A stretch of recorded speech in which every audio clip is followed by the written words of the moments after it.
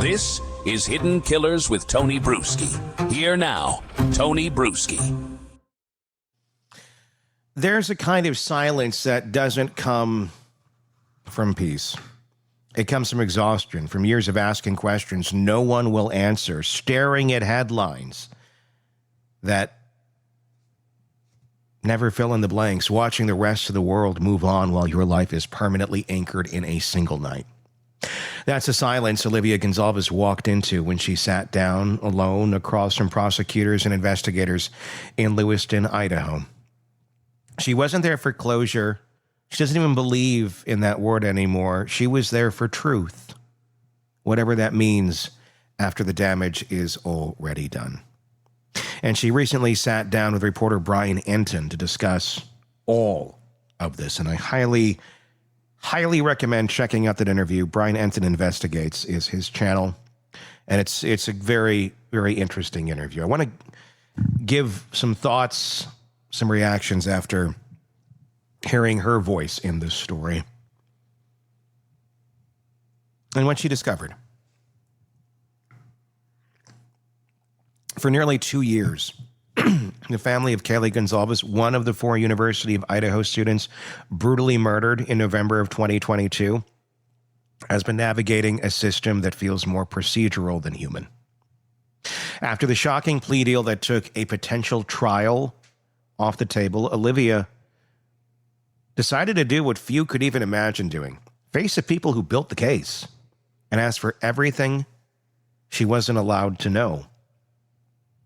And what she learned in that room, it wasn't closure, it was confirmation of how much pain still lingers, how much secrecy still surrounds this case, and how far a family will go just to make sense of something that never will. Alivia described that October 6th meeting as traumatizing but necessary. She didn't go as the emotional sibling sitting beside her parents this time. She went alone. Not because she wanted to separate herself, but because she needed to. In her words, she's always let her parents' grief overshadow her own. They lost a daughter. She lost a sister. And in rooms like that, those roles collide. So she walked in without them. No hand to hold, no shared pain to hide behind, just her attorney, and the people who've held onto the details she'd been fighting to see. The meeting took place at Idaho State Police District 2 headquarters, a sterile conference room. Alivia on one side, prosecutors and investigators on the other, including members of both the state police and the Moscow Police Department. She wasn't there for platitudes. She wanted specifics. She wanted to see what they saw. And for the first time, she got to. They showed her what few outside that office have seen. Full surveillance timeline tracking Bryan Kohberger's movements on the night of the murders from around 3 a.m. to 4:20. His white Hyundai Elantra weaving through Pullman, across state lines, through Moscow's quiet residential streets. Camera after camera, moment after moment, tracing the pattern prosecutors would later use to outline probable cause. She also reviewed the CAST data, the cell analysis that mapped his phone to the victim's home at least 23 separate times before the murders, which she learned was chilling. Those visits weren't linked to just one person.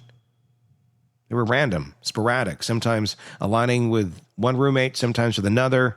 There was no single pattern that screamed target. That randomness shifted something for Alivia.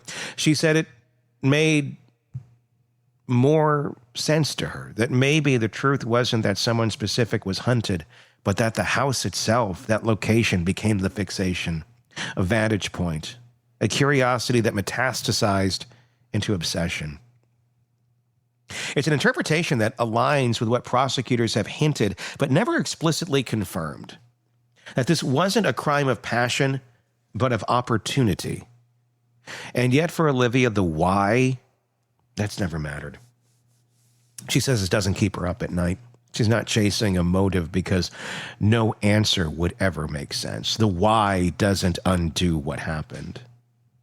But what did matter to her was seeing the evidence, not through secondhand summaries, not through redacted filings, but directly. She wanted to be prepared for what might one day surface. Because she knows the internet. We all do. She knows how morbid curiosity works, and she knows what happens when evidence leaks. Alivia asked the investigators point blank, "Can you guarantee the crime scene photos won't leak?" They couldn't. No one can reach into the future and predict who's going to be the gatekeeper of this material down the road, that someone nefarious might not somehow get access to it. But right now, that certainly is not their intent. That's when she made the decision. If those images could one day be released into the world, she had to contemplate if she wanted to see them on her own terms, in a private room, than have them ambush her online. So they showed her just one photo from Maddie's bedroom. Maddie's image redacted. But even that single picture, she said, was enough. Bill Thompson, the longtime Ladau County prosecutor leading the case, told her he couldn't give her full confidence the photos were safe. Not because of negligence, but because he couldn't know for sure who on the defense side had access. That uncertainty, that small human hesitation, is what led Alivia to view the image herself. It's a haunting example of how victims' families are forced to make impossible choices. To either live in ignorance or to live with images no one should have to carry. When asked how that meeting felt, she said it was relief at first, a release of the tension she'd been bracing for, followed quickly by an emotional crash. Because once you finally have the answers, you also have to live with them. She described it as being hit by the full gravity of what Kaylee endured. Not just the loss, but the realization of what those final moments looked like. It's a kind of understanding most people spend their lives avoiding.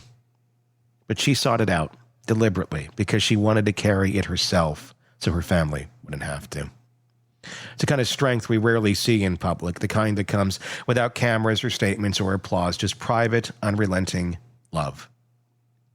Alivia said her mom still refuses to look at the Moscow Police Department's batch of 182 photos, so Alivia plays the role of translator, the one who absorbs, filters, and then shields her parents from what's too painful to see. It's a form of emotional triage that's become second nature to her. She calls herself a source of truth for her family, someone who can carry the hard facts so they don't have to, but also ensure that those facts are never distorted. When it came to Bill Thompson, Alivia's tone wasn't angry, it was measured. She said she holds no bad blood towards him. She believes he did what he thought was best, even if that meant making decisions the families did not agree with. She still disagrees with the plea deal, the way it cut short a trial she and her family had spent months mentally preparing for. But she also acknowledges that in Thompson's view, it spared many others from trauma. Witnesses, jurors, court staff. It wasn't good enough for us, she said, but I'm not sure anything would have been without getting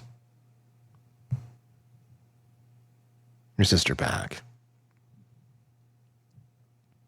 That's one of those brutal truths no one ever says out loud in court. Justice doesn't feel like justice when the outcome still leaves you empty. And unfortunately, that is how justice often works in cases like this.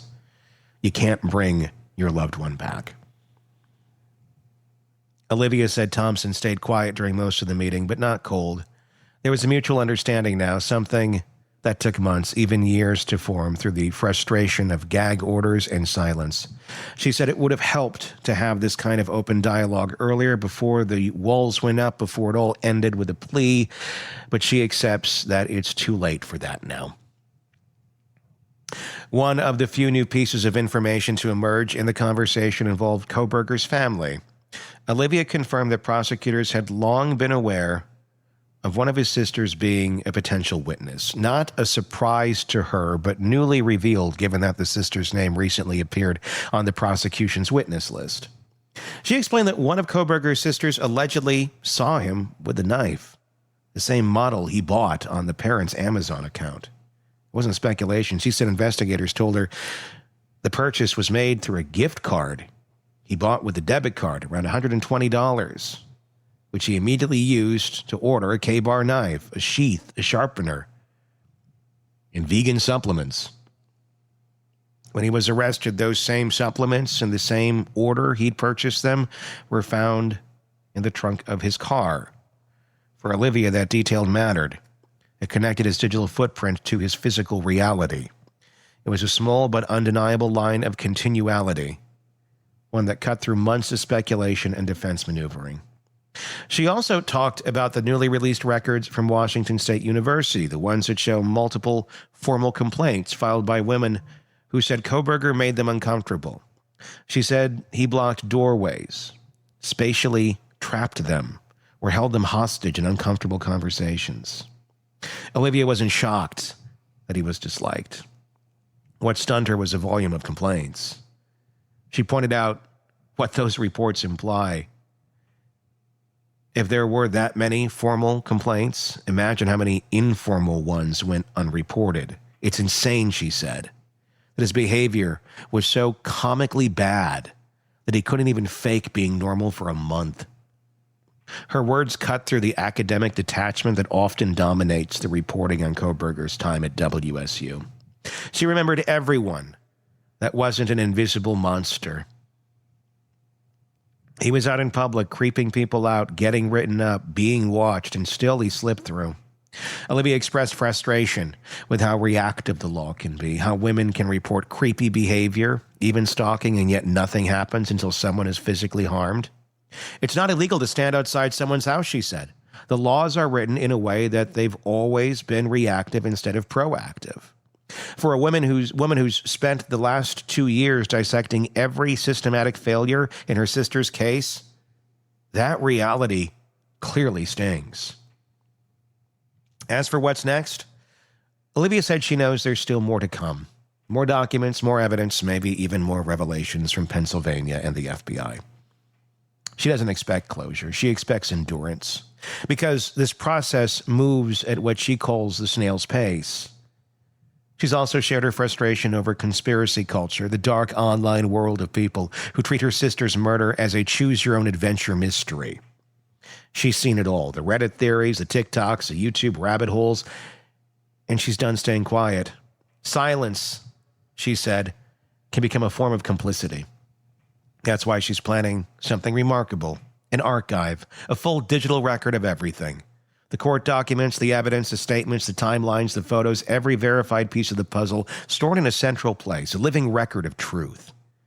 She calls it her way of bringing Kaylee home, of letting her live in a space built not from rumor or speculation, but from fact.